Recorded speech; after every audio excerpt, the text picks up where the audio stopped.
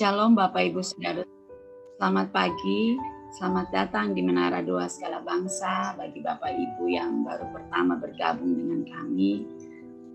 Dan kami mempersilakan bagi Bapak Ibu Saudara-saudara yang mungkin tadi waktu pujian penyembahan mendapatkan pernyataan Tuhan, bisa berbagi bagi kami di pagi ini supaya menjadi berkat, menjadi motivasi, menjadi semangat untuk kami lebih dekat lagi kepada Tuhan. Baik Bapak Ibu, kami persilakan.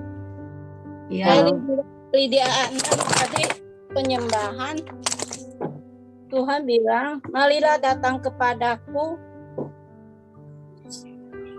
siapa yang haus, yang lapar, siapa yang haus akan dipuaskan dengan air kehidupanku. Siapa yang lapar akan dikenyangkan dengan mana dari surga. Karena aku sumber di atas sumber. Di hidupmu akan mengalir air-air kehidupan yang datang daripadaku.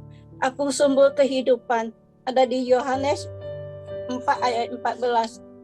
Tetapi barang siapa minum air yang kuberikan kepadanya, ia tidak akan haus untuk selama-lamanya. Sebaliknya air yang akan kuberikan kepadanya akan menjadi mata air di dalam dirinya yang terus-menerus memancarkan sampai kepada hidup yang kekal. Aku dapat.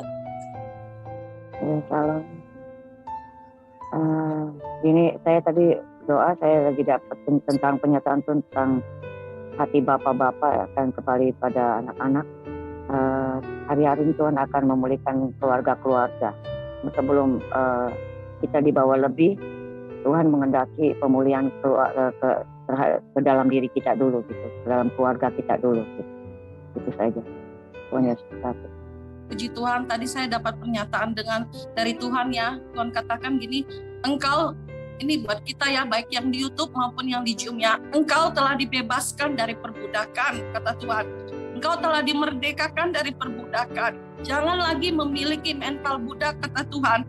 Terus tadi Tuhan ingatkan ketika bangsa Israel dikeluarkan dari Mesir, mereka dilepaskan, dibebaskan dari perbudakan.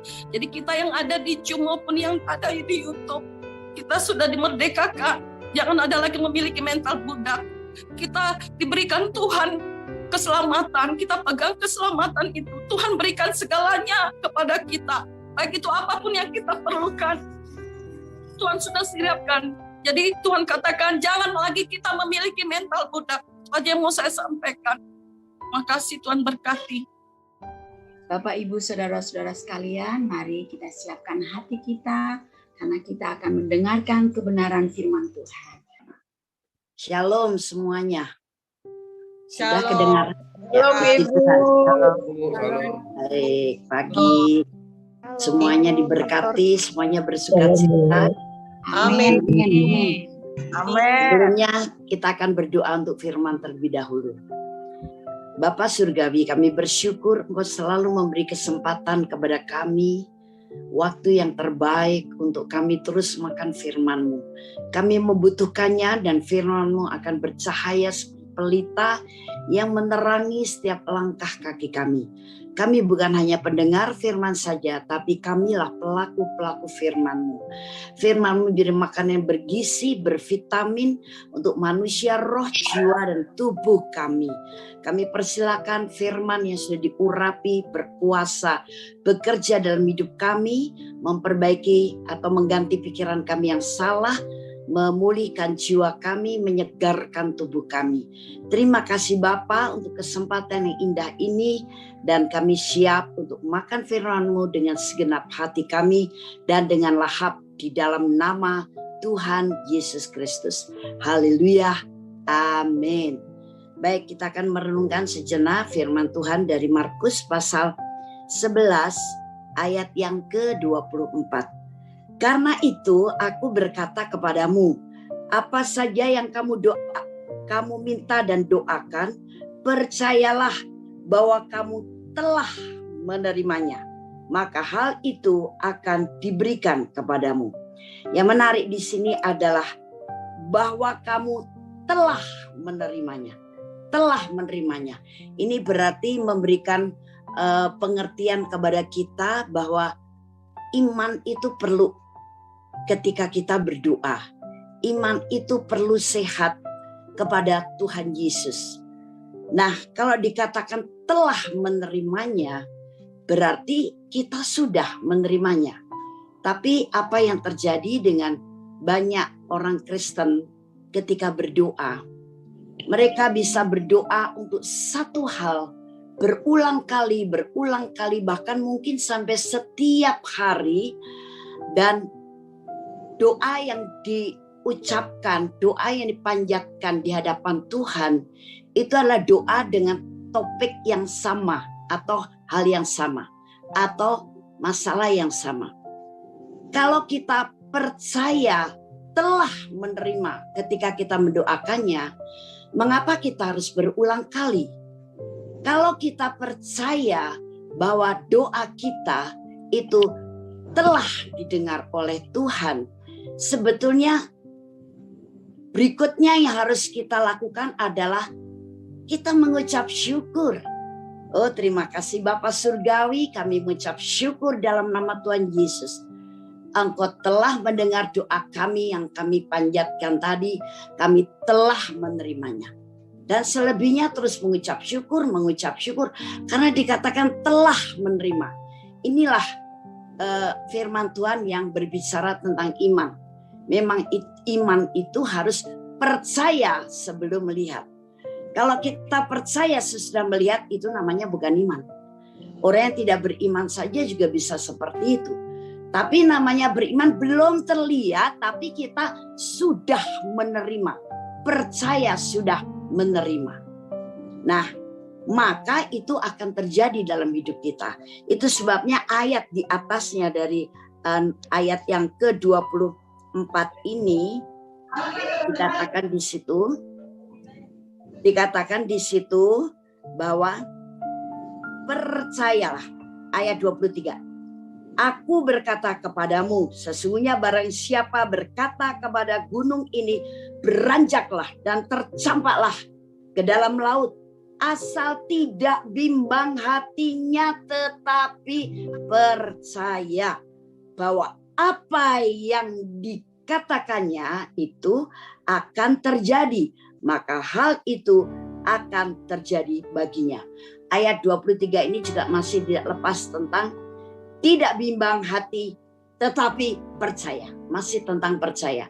Dan banyak orang Kristen merasa dirinya sebetulnya berkatanya atau mengucapkannya, aku percaya.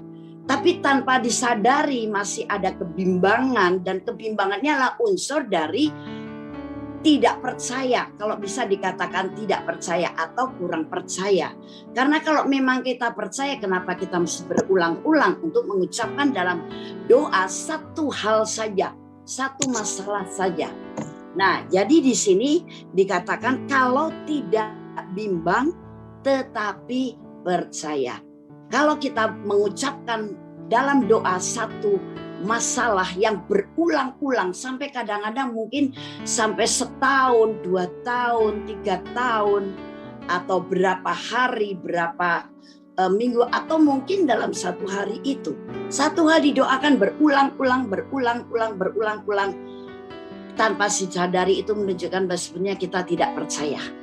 Saya akan katakan dengan boleh dibilang ekstrim, tapi memang kerajaan Allah itu adalah kebenaran yang memang ekstrim, karena kebenaran yang nyata, kebenaran yang real.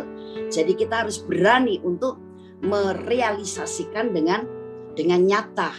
Nah, termasuk dalam doa ini, kalau kita percaya, sudah kita sampaikan dalam doa, kita sudah terima. Oh haleluya, terima kasih Tuhan, aku mengucap syukur. Engkau telah membuka jalan untuk masalahku ini. Karena tadi sudah didoakan untuk Tuhan perlihatkan kepada saya jalan yang sudah Engkau buka untuk masalahku.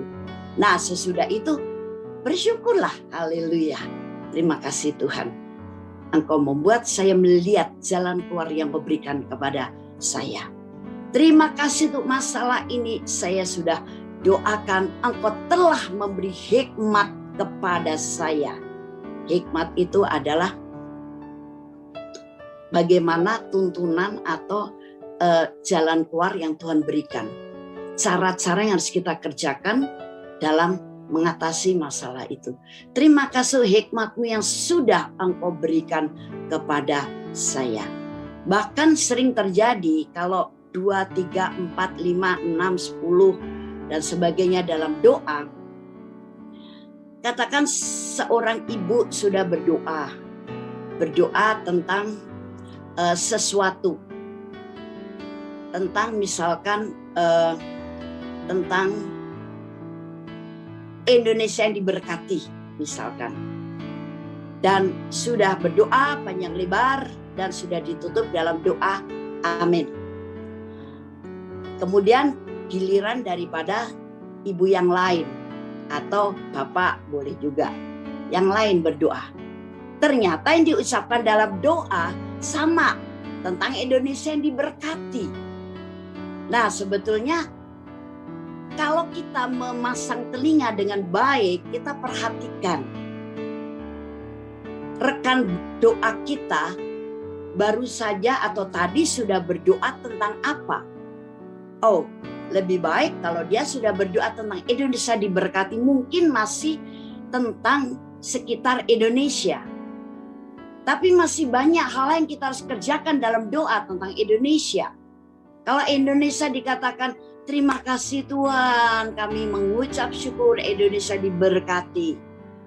Kami berdoa untuk Indonesia gemah ripah lo jinawi. Nah, kemudian pendoa berikutnya atau teman doa kita, jangan minta lagi Indonesia gemah ripah lo jinawi. Mungkin Indonesia didoakan tentang keamanannya. Nah, untuk gemah ripah lo jinawi atau diberkati, pendoa berikutnya sebetulnya yang paling tepat adalah bersyukur. Oh, terima kasih Tuhan, kami sudah berdoa untuk Indonesia diberkati dan diberkati. Sekarang Indonesia sudah diberkati. Tidak akan mengalami penurunan perekonomian. Oh haleluya, mungkin rentetannya dari itu ada. Sehingga usaha-usaha mikro makro berjalan lagi. Banyak orang mendapatkan pekerjaan lagi. Oh terima kasih Tuhan.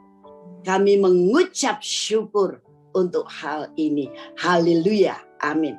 Nah, bukankah hal-hal seperti ini atau pernyataan ini menunjukkan bahwa kita percaya apa yang dikatakan firman yang tadi kita baca, bahwa apa yang sudah kita doakan, percayalah kita telah ini sudah terjadi, telah menerima.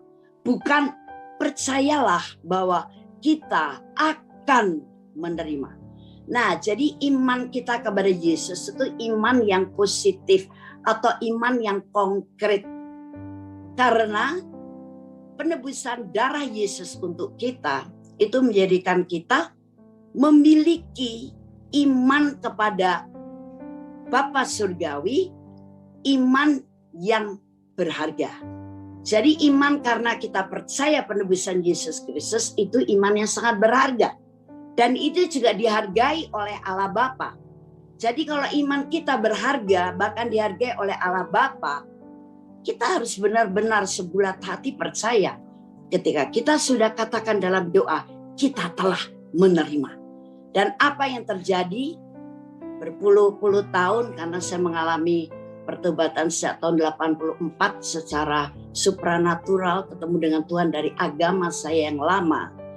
Ternyata ketika saya terapkan kebenaran firman ini, firman tidak pernah gagal, firman tidak pernah dusta, firman tidak pernah hilang begitu saja, ternyata tergenapi. Mungkin ketika saya katakan satu hal, itu berapa hari yang lalu, berapa bulan yang lalu, atau berapa tahun yang lalu. Tergantung penggenapan daripada apa yang Tuhan berikan dari doa kita adalah menurut waktunya Tuhan. Ternyata itu terjadi. Dan bukan hanya sering, tapi selalu asal doa kita memang sesuai dengan kehendak Tuhan. Asal doa kita tidak melenceng dari apa yang dijanjikan oleh firman Tuhan. Dan ternyata itu terjadi. Kemudian saya jadi teringat, oh hal ini saya doakan seminggu yang lalu. Hal ini saya katakan dalam doa setahun yang lalu. Waktunya Tuhan menggenapi di tahun ini. Waktunya Tuhan menggenapi hari ini. Haleluya. Dan memang saya kerjakan, kita sudah berdoa tentang sesuatu. Itu saya tinggal bersyukur. Setiap hari berhaleluya Tuhan. Untuk apa yang sudah saya katakan doa kemarin. Misalkan tentang sebuah pelayanan. Haleluya. Aku sudah menerimanya. Dan kuasa Roh Kudus akan bekerja secara luar biasa dalam pelayanan itu. Orang-orang memuliakan Allah. Karena mereka diberkati oleh Engkau melalui pelayanan saya.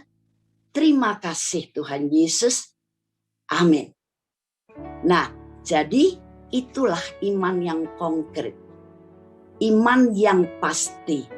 Karena iman kita kepada Yesus Kristus adalah iman yang sangat berharga.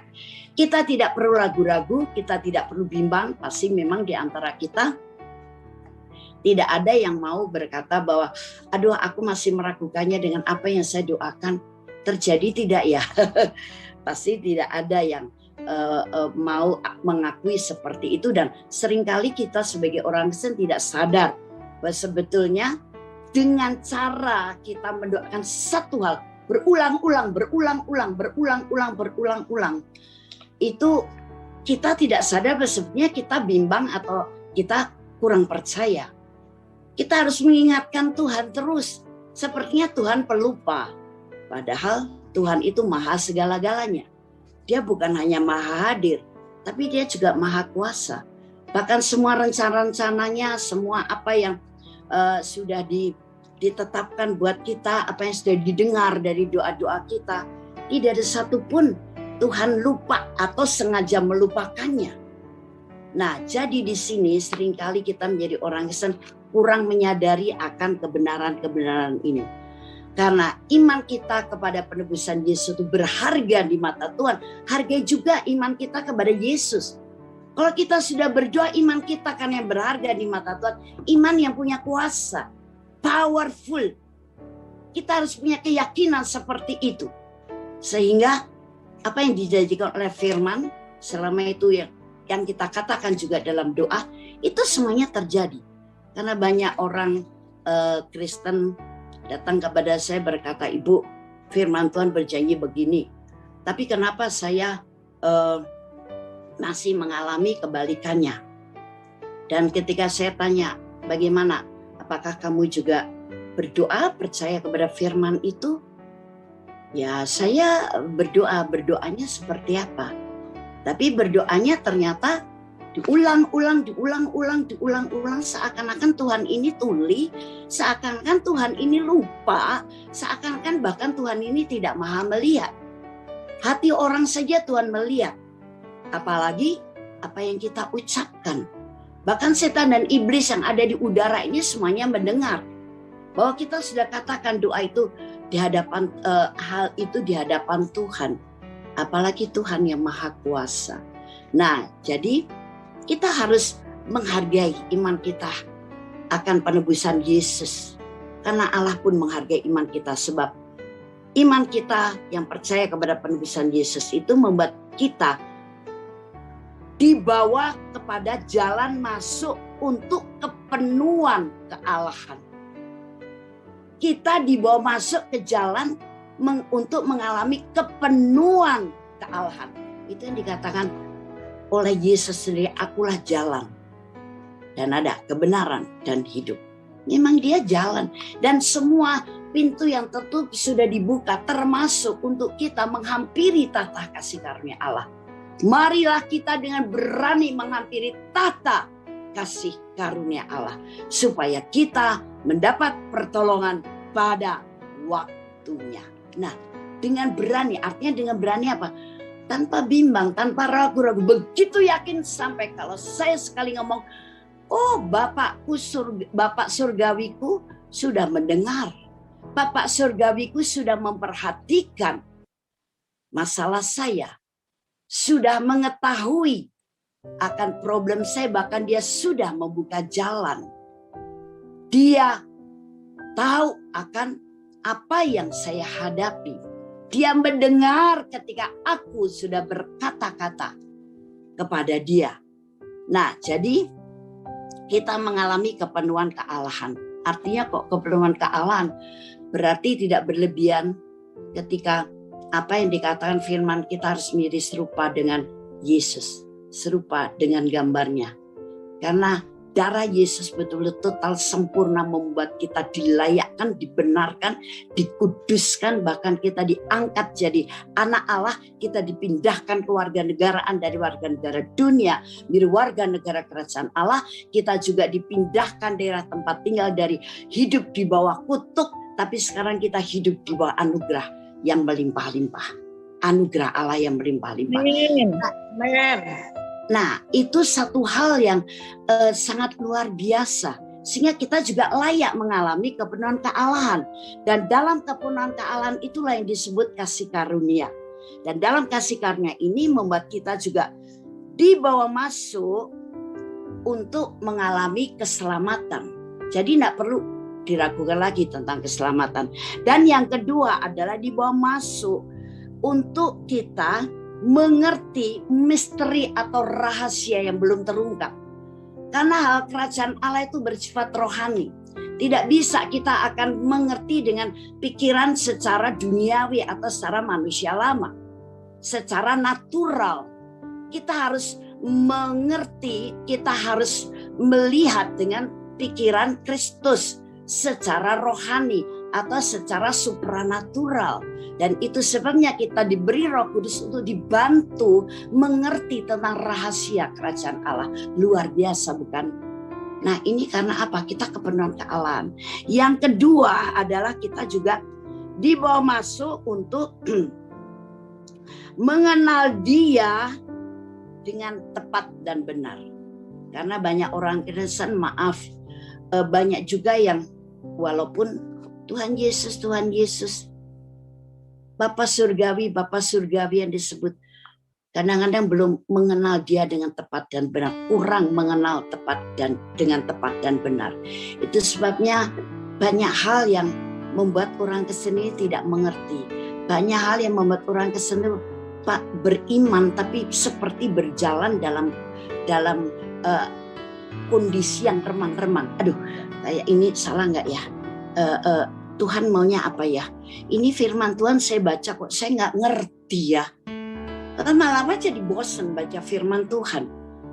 Apalagi makan firman. Saya selalu senang pakai istilah makan.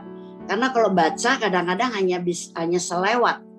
Ngerti nggak ngerti, pokoknya saya udah baca menurut peraturan dari gereja. Saya harus setiap hari menghabiskan sekian pasal. Tapi pewahyuan apa yang didapat? Pengertian apa yang didapat? Rahasia apa yang didapat? Kalau ditanya, nggak tahu. Pokoknya saya udah selesai sekian pasal aja.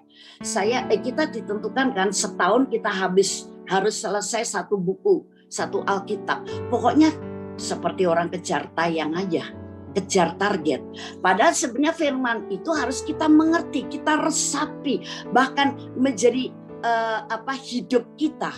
Itu sebabnya firman harus dimakan seperti kita makan makanan, dirasakan, dinikmati, diresapi sampai kita tahu, wow makanan ini enak, wah makanan terlalu pedas, oh makanan terlalu asin, oh makanan ini kurang merica, oh makanan kurang. Karena apa? Diresapi. Nah firman seperti itu, makanya saya selalu pakai kata makan firman, bukan sekedar membaca. Kalau sekedar membaca hanya membuat mengerti secara pengetahuan, tapi tidak mengerti secara spirit. Padahal kita perlu punya iman, bukan hanya iman sekedar pengetahuan pikiran, karena kita tahu firman berkata seperti itu, tapi iman yang tumbuh di dalam hati. Ini yang diperlukan. Nah, jadi ketika kita mendapat kasih karunia seperti itu, makanya apa yang dimiliki Allah Bapa dan Yesus Kristus, kita diberi hak untuk juga menikmati dan memilikinya.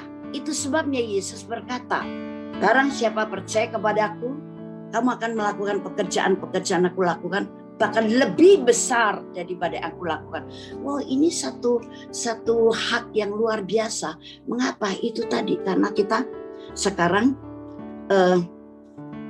diberi hak untuk memiliki apa yang ada dalam Allah Bapa dan Yesus Kristus. Ingat loh, kita anak Allah loh. Bapak kita adalah Allah, pencipta langit, bumi, dan segala isinya. Dia pemilik kita. Dan seorang anak pasti akan seperti ayahnya. Pasti dia menjadi pewaris. Pasti dia beri hak penuh untuk menikmati apa yang bapaknya miliki. Nah, itulah iman yang membuat kita berani untuk menghampiri tata kasih karunia Allah, sehingga kita tanpa disadari disusupi oleh kebimbangan dan keraguan-raguan, bahkan ketidakpercayaan, dengan cara yang tidak kita sadari juga mendoakan satu hal saja berulang kali. Nah, itu sebabnya ketika kita berbicara dalam doa, please, mari silakan berbicara dengan rohmu, dengan hatimu juga. Bukan sekedar tergambar dalam pikiran kita atau masuk di otak kita, tapi melalui kesungguhan roh kita, hati kita. Mantap. Dan doa kita lah doa yang berasal dari rema kita kepada setiap janji firman Tuhan. Itu yang membuat kita akan berani untuk menghampiri tata kasih karunia Allah dengan iman, bahwa ketika aku sudah berdoa satu hal, terima kasih Bapa. Aku berdoa dalam nama Tuhan Yesus dan imanku kepadanya, iman yang berharga di matamu. Engkau sudah mendengar dan bahkan Engkau mengatakan, aku telah menerimanya. Haleluya, aku bersyukur. Aku sudah diberkati, aku sekarang memberkati semakin banyak orang. Aku sudah diurapi untuk memberitakan Injil, menyembuhkan orang sakit, membangkitkan orang mati, mentahirkan orang kusta, mengusir setan-setan. Aku sekarang akan melakukannya setiap hari.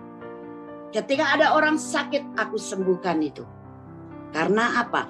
Ketika aku sudah minta urapan kuasa Roh Kudus, kuasamu yang hebat dan luar biasa, Engkau telah memberikannya. Dan ketika aku minta kepada Bapakku dunia saja, aku minta ikan, tidak mungkin Bapakku memberikan ular. Aku minta telur, tidak mungkin Bapakku memberikan kalajengking. Apalagi aku sudah minta kepadamu, aku minta diurapi kuasa Roh Kudus-Mu.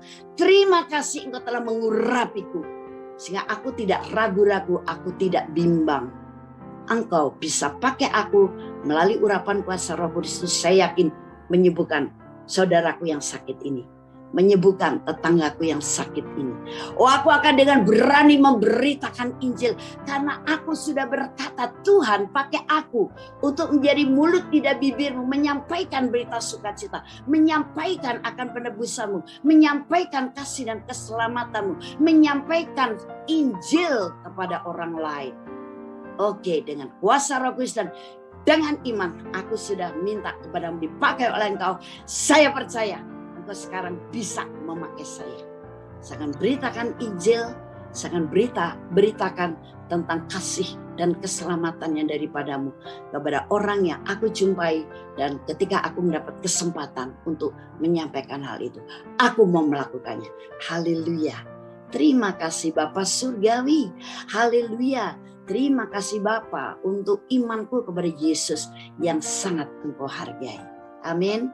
Amin. Itu yang saya sampaikan. Saya percaya setiap firman itu selalu menjadi berkat buat kita, termasuk buat saya menyampaikan firman. Karena firman itu seperti pedang bermata dua.